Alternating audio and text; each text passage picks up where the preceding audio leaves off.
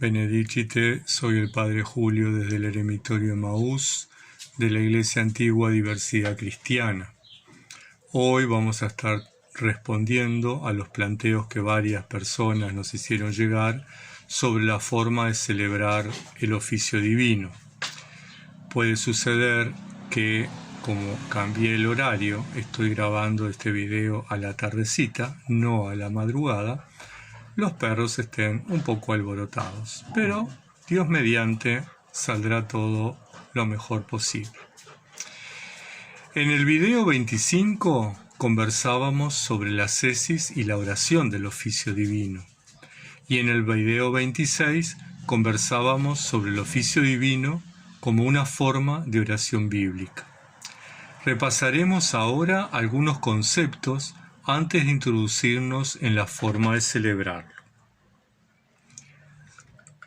El Opus Dei, u obra de Dios, u oficio divino, originalmente designaba toda la actividad monástica. Con el correr de los años, comenzó a ser un término específico, un término técnico, para determinar la celebración litúrgica de la salmodia y la oración silenciosa.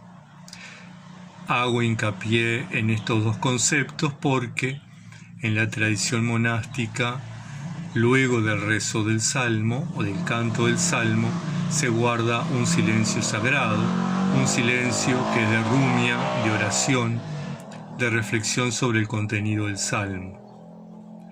De tan gran importancia es esta oración en la jornada monástica, al punto que San Benito escribe para los monjes de Occidente que nada se anteponga a la obra de Dios. Regla Benedictina, capítulo 43, verso 3.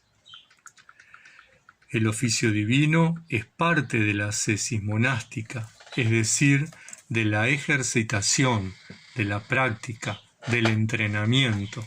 Eso quiere decir ascesis, de la experiencia monástica. El oficio divino es una oración esencialmente bíblica en cualquiera de las denominaciones cristianas, tanto de las iglesias de Oriente como de Occidente. Está formado por salmos, cánticos, himnos, lecturas del Antiguo y del Nuevo Testamento. En algunas tradiciones cristianas se agregan himnos confeccionados por las iglesias u oraciones de grandes santos o santas. El oficio divino se estructura en 7 horas litúrgicas, haciendo referencia al Salmo 7 veces al día te alabo.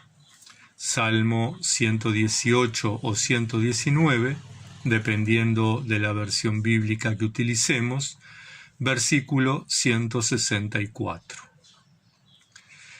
Las horas litúrgicas son, tengamos en cuenta que los judíos iniciaban la jornada a la caída del sol, no como nosotros que la iniciamos a la salida del sol. Por lo tanto, la primera oración del día es vísperas con la caída del sol. Luego completas, antes del descanso nocturno, las vigilias o maitines a la madrugada, laudes a la salida del sol, tercia a media mañana, sexta a mediodía y nona a media tarde, como la oración que da fin a la jornada, porque luego con la caída del sol comienza el nuevo día y por lo tanto las vísperas. Estas horas se estructuran en horas mayores o más importantes, que son las vigilias, laudes y vísperas, y horas menores o menos importantes, que son tercia, sexta, nona y completas. Cada quien adecúa la celebración del oficio divino a las posibilidades de su jornada. Su origen no viene de la tradición monástica, sino que es anterior, proviene de las comunidades cristianas, que se reunían en las casas según nos relata Hechos de los Apóstoles, capítulo 2, versículo 42, que a su vez esta práctica Las primeras comunidades judeo-cristianas las heredaron del judaísmo. Pero, sin lugar a dudas, es con el movimiento monástico, tanto eremítico como cenobítico, que se consolida en la Iglesia indivisa. Con el correr del tiempo y el desarrollo de la Iglesia, esta práctica que era común a todos los cristianos, quedó reservada a las monjas y los monjes, ya que la gran mayoría del pueblo cristiano era iletrado y no accedía a ejemplares de las Sagradas Escrituras para el rezo de los salmos y de los cánticos. Aún en los monasterios era tan limitada las copias de manuscritos bíblicos que se recomendaba que los novicios y los monjes jóvenes memorizaran los textos para su oración. Tal es así que San Benito lo especifica en la regla, justamente. La oración del oficio divino fue la oración por excelencia del pueblo de Dios en la Iglesia indivisa, y así se ha conservado en las tradiciones ortodoxa, luteranas y anglicanas. A partir del siglo XX, la Iglesia romana comenzó a darle el lugar de oración pública y comunitaria del pueblo de Dios. Recordemos que estaba reservada a monjas y monjes. En cada tradición cristiana tiene sus variantes, y esa es la mayor riqueza que podemos encontrar en la celebración litúrgica del oficio divino. Todas las tradiciones cristianas, unidas a través del oficio divino, dando culto a Dios uno y trino.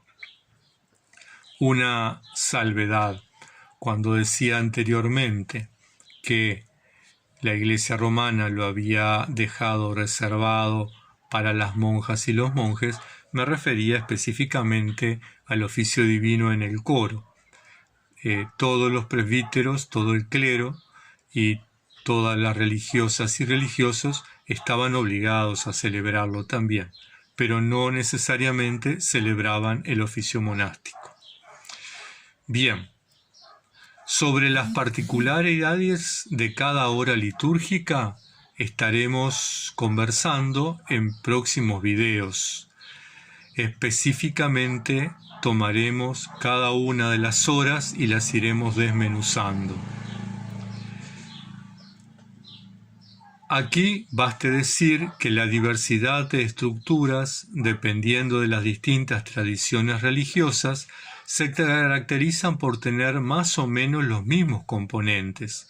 Salmos, unas por tener lecturas bíblicas breves, otras lecturas más largas, otras lecturas evangélicas, otras por incorporar oraciones de grandes santos, pero en todos los casos tienen un fuerte componente cristológico, reconociendo a Jesucristo como el único mediador entre Dios y la humanidad, tal como lo afirma San Pablo en la primera carta a los Timoteos, capítulo 2, versículo 5.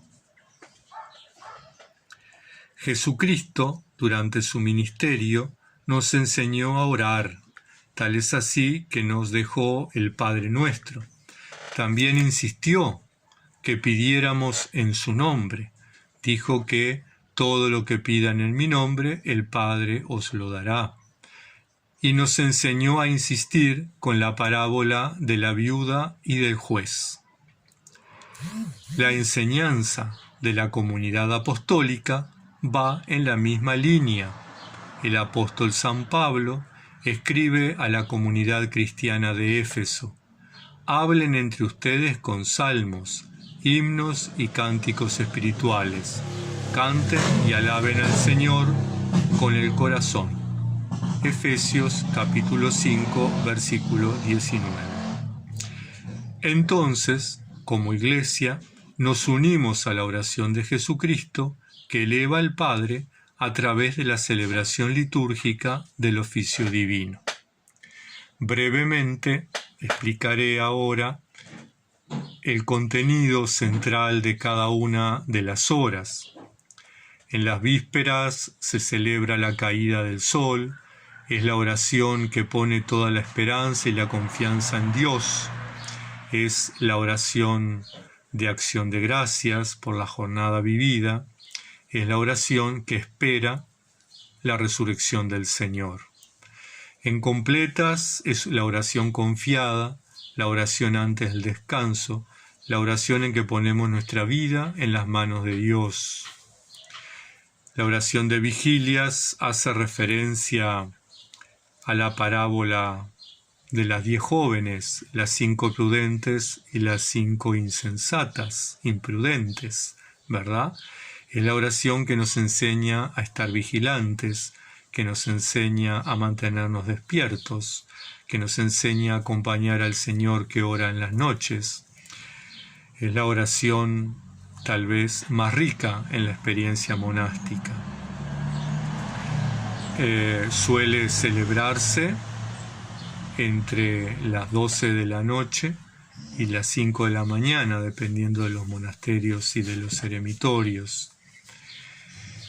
Luego, laudes, que es la oración donde se canta, se celebra la resurrección del Señor, que suele celebrarse a la salida del sol. Sigue tercia, que es una oración centrada en el Espíritu Santo, la hora en que Dios derrama sobre la comunidad apostólica en la ciudad de Jerusalén el Espíritu Santo.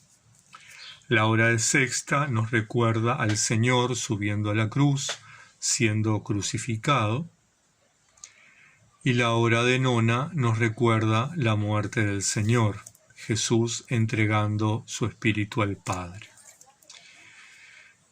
Rápidamente, esto ha sido una breve introducción al rezo de el oficio divino.